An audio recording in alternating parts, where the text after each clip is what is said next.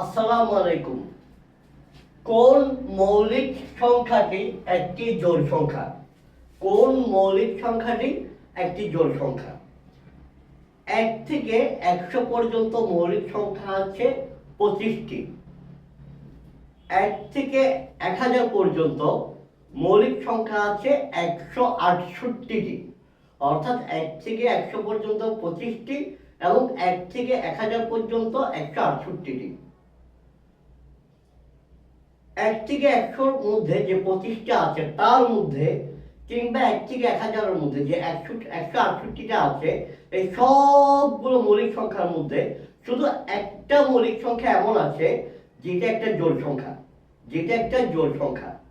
আর সেই মৌলিক সংখ্যাটা হচ্ছে 2। সেই মৌলিক সংখ্যাটা হচ্ছে 2। অর্থাৎ 2 হচ্ছে একমাত্র মৌলিক সংখ্যা যেটা একটা জোড় সংখ্যা।